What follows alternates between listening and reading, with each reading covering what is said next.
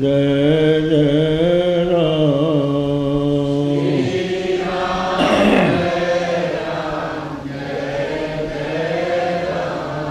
धर्म की अधर्म का प्राणियों में विश्व का गो माता की गो हत्या हर हर महादेव।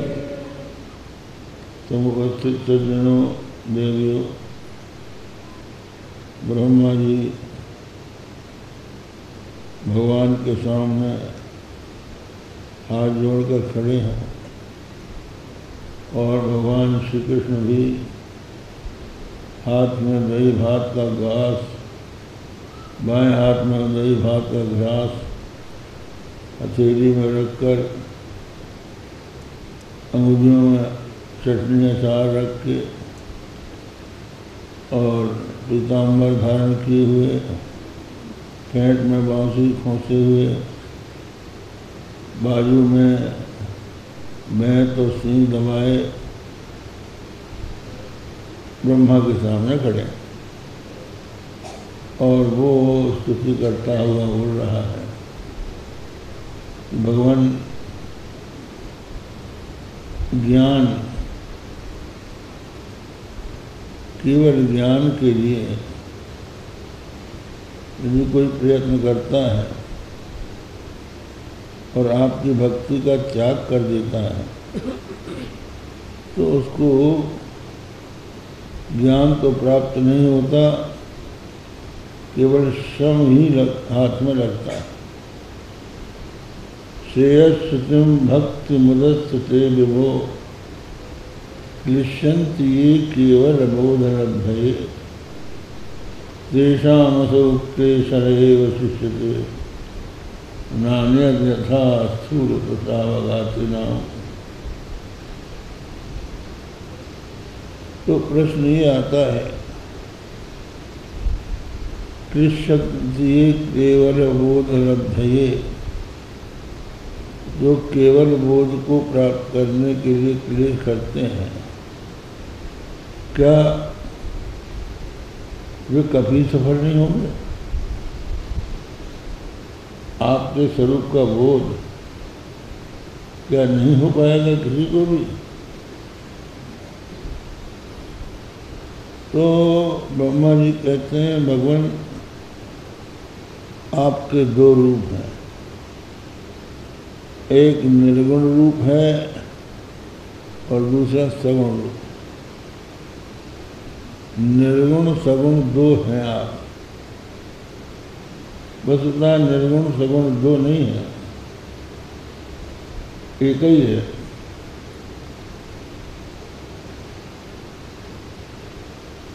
गोस्वामी तुलसीदास जी कहते हैं कि निर्गुण ब्रह्म ही सगुण हो जाता है। कैसे हो जाता है? जो गुण रहित सुगुण सगुण सोई कैसे, जल हिम ऊपर बिलग नहीं जैसे। जैसे जल और बर्फ, जल में ही अगर शीतलता प्रदान कर दी जाए तो वो जम के बर्फ बन जाता है। तो बर्फ कोई जल से अलग थोड़ी हो गया, केवल शैत्य की उपाधि से, शैत्य की उपाधि से जल में कठोरता आ गई, निर्गुण से सगुण हो गया। एक सज्जन हमारे पास आए, कहने लगे, महाराज ये कैसे हो सकता है? निर्गुण से सगुण। हमने तुलसीदास जी की चौपाई उसके सामने रखी, बोले ये तो सगुण से सगुण का दृष्टांत है। जल भी सगुण है और बर्फ भी सगुण है। ऐसा कोई दृष्टांत दीजिए आप कि निर्गुण सगुण हो गया हो। तो हमने कहा दृष्टांत जो है सर्वांश में नहीं होता, और स्वरूप कभी दृष्टांत नहीं बनता। स्वरूप से भिन्न दृष्टांत बनता है, और दृष्टांत उसको कहते हैं जो वादी प्रतिवादी दोनों को सम्मत हो। दोनों को सम्मत जो होता है वही दृष्टांत बनता है।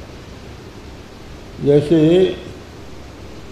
नैयायिकों का प्रसिद्ध अनुमान है पर्वतो बहनिमान धूमात, पर्वत में बहनी है, तो यहाँ पर्वत जो है पक्ष है, बहनी साध्य, बहनी माने आग, तो पर्वत में अग्नि है का हेतु धूमात, धूम दिखाई पड़ रहा है। अविच्छिन्न लेखा धूम देखकर हम वहाँ पर अग्नि का अनुमान कर रहे हैं। क्या धूम को देख के आप अग्नि का अनुमान क्यों कैसे कर रहे हैं? मुझे व्याप्ति है, यत यत धूमस तत् तत् बहनी, जहाँ जहाँ धूम होता है वहाँ वहाँ अग्नि होती है। दृष्टांत दीजिए। यथा महानसम, जैसे रसोई घर में धूम है तो अग्नि भी है। तो हमने रसोई घर में धूम और अग्नि का साहचर्य देखा, और दूसरा भी देख रहा है जो हमारा विरोधी है, वो सब प्रतिपन्न है। तो दृष्टांत सब प्रतिपन्न होता है। एक दृष्टांत और है कि ये जो जगत है, जगत का कोई उत्पन्न करने वाला है।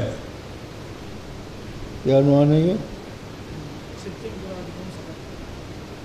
चित्तंकुरादिकम सकर्तिकम कार्यत्वात् घटवत्, धरती और अंकुर इनको कोई बनाने वाला है, क्योंकि ये कार्य है। तो जो जो कार्य होता है उस कार्य को बनाने वाला कोई कर्ता अवश्य होता है। दृष्टांत दो का घटवत, जैसे घट है, घट मिट्टी का कार्य है, तो उसका कर्ता कुम्हार है। तो जहाँ जहाँ कार्य होता है वहाँ वहाँ उसका कोई कर्ता भी अवश्य होता है। हमने देख लिया घट में, तो हम जब इस धरती को देखते हैं, इसलिए महिमा स्तोत्र में पुष्पदंताचार्य ने कहा अजन्मानो लोका किमवयवन्तो विभवताम् अधिष्ठातारं किं भवविधिरनादित्य भवति।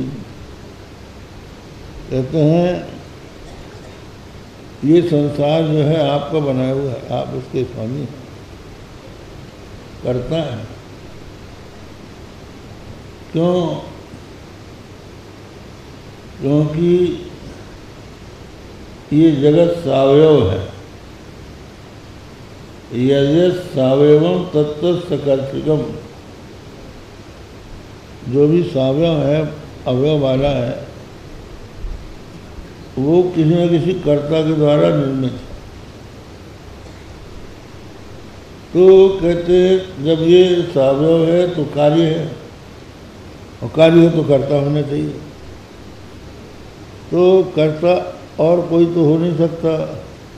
सामान्य जीव संसार की उत्पत्ति करने में समर्थ नहीं हो सकता। इसलिए सर्वज्ञ सर्वशक्तिमान ही जगत का कारण हो सकता है वो आप है। तो कहते हैं कोई अनीश इसको उत्पन्न नहीं कर सकता, इसलिए भगवान शिव जी आपके संबंध में जो संशय करते हैं वो मूढ़ है, ना समझ। तो हम ये बता रहे थे कि दृष्टांत में सम्मति होती है, तो दोनों पक्ष वादी प्रतिवादी जिसको स्वीकार करें वही दृष्टांत होता है। तो बोले हम तो नहीं मानते कि निर्गुण सगुण होता है। उसने कहा वो आज समाजी था वो। बोले जल भी निर्गुण, जल भी सगुण, बर भी सगुण। तो हमने कहा कि देखिए दृष्टांत का एक अंग दिया जाता है, तो जल में कठोरता नहीं है, जल जो है कठोर नहीं है, काठिन्य गुण उसमें नहीं है। इसीलिए पुजारी शंख में जल भर के और भगवान के सामने घुमा के सबके ऊपर छिड़क देता है। सब लोग अपना माथा झुका के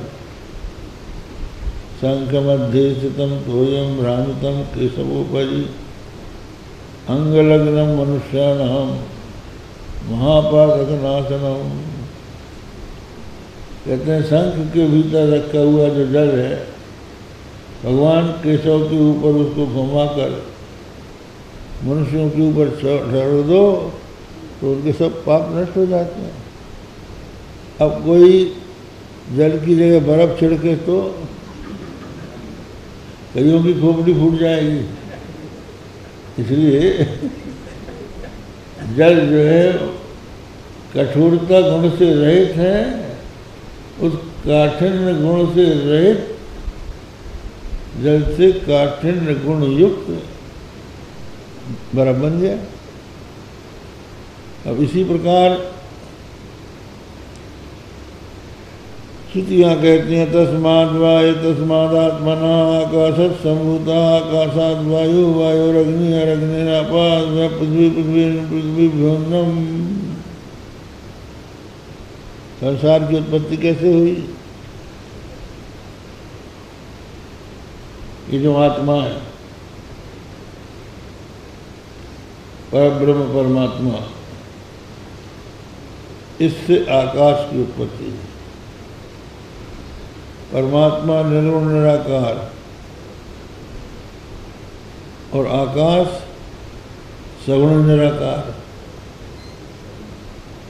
आत्मा में एक भी गुण नहीं है। आकाश से उत्पन्न होने वाले ये हैं, परमात्मा में एक भी गुण नहीं है। परमात्मा से उत्पन्न होने वाले आकाश में एक गुण है, शब्द।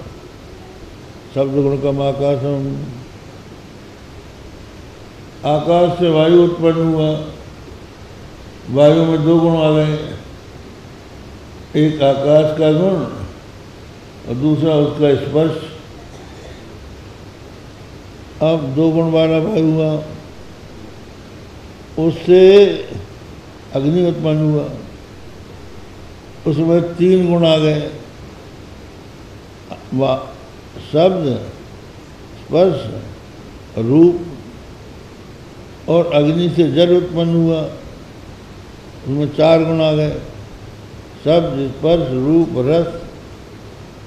और जल से पृथ्वी पैदा हुई, उसमें पांच गुण आ गए, शब्द स्पर्श रूप रस गंध। तो निर्गुण से सगुण के दृष्टांत और कहाँ से गुण हो गए? यही तो है। अब आप कहेंगे कि भाई कैसे हो सकता है? आकाश से वायु, वायु से कैसे? देखो ये दो हाथ हैं, दो हाथों के बीच में क्या है? अवकाश। इसी का नाम आकाश है। जब ये दोनों मिलेंगे, आकाश होगा तभी मिलेंगे। तो दोनों हाथ मिल गए, स्पर्श हो गया तो वायु, वायु हो गई। यूँ खींचो तो दोनों में गर्मी पैदा होगी, वायु से अग्नि उत्पन्न होगा। फिर उसको छोड़ दो तो दोनों हाथों में पसीना आ जाएगा, अग्नि से जल, और पसीनों को छोड़ दो थोड़ी देर में मैल निकलने लगेगा, मिट्टी। ये 5 तत्वों की उत्पत्ति जो है ये तो साफ बात। तो इस तरह से निर्गुण से सगुण हो जाता है। जो गुण रहित सगुण सोई कैसे, जल हिम ऊपर बिलग नहीं जैसे। तो आपके भगवान 2 रूप हैं, एक निर्गुण रूप और सगुण रूप। अब इसमें कुछ लोगों का मत ये है कि सगुण सरल है और निर्गुण कठिन है। प्राय यही मत होता है कि सगुण जो है वो सरलता समझ में आ जाता है और निर्गुण जो है उसको समझना कठिन होता है। तो बात क्या है कि यद्यपि दोनों एक हैं, लेकिन उनको जानने में थोड़े साधनों का अंतर है।